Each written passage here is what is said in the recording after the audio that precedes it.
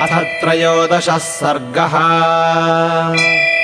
रावणम् क्रुद्धमाज्ञाय महापार्श्वो महाबलः मुहूर्तमनुसञ्चिन्त्य प्राञ्जलिर्वाक्यमब्रवीत्।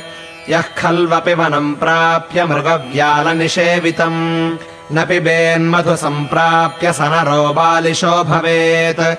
ईश्वरस्येश्वरः कोऽस्ति तव शत्रुनिबर्हणा रमस्व सह वैदेह्या शत्रूनाक्रम्य मूर्धसु।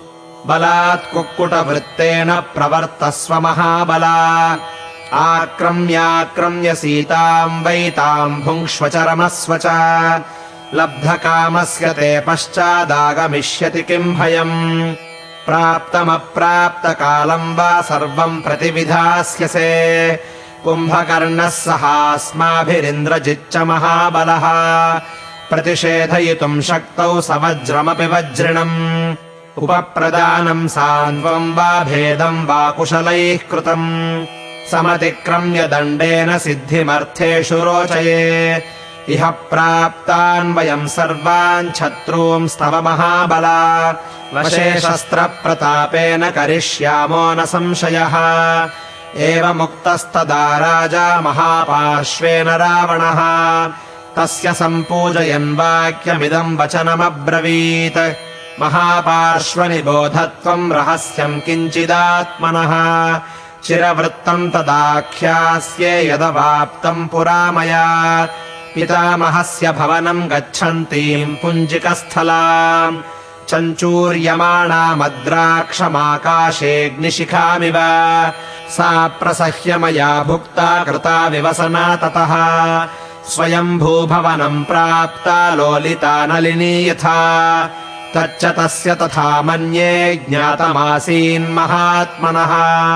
अथ सङ्कुपितो वेधा मामिदम् वाक्यमब्रवीत्। अद्य प्रभृति यामन्याम् बलान्नारीम् गमिष्यसि तदा ते शतधा मूर्धा फलिष्यति न संशयः। इत्यहम् तस्य शापस्य भीतः प्रसभमेव ताम् नारोहये बलात् सीताम् वैदेहीम् शयने शुभे। सागरस्येव मे वेगो मारुतस्येव मे गतिः नैतद्दाशरथिर्वेद ह्यासादयति तेन माम्।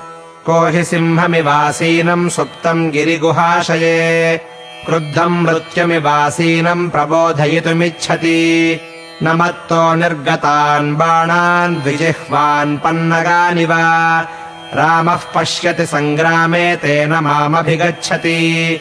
क्षिप्रम् वज्रसमैर्बाणैः शतधा कार्मुकच्युतैः राममादीपयिष्यामि उल्काभिरिव कुञ्जरम्।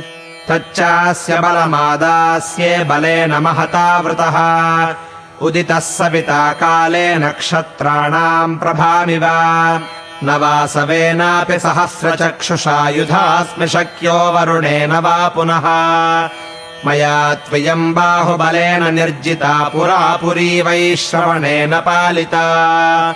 इत्यार्षे श्रीमद् रामायणे वाल्मीकीये आदिकाव्ये युद्धकाण्डे 13 सर्गः।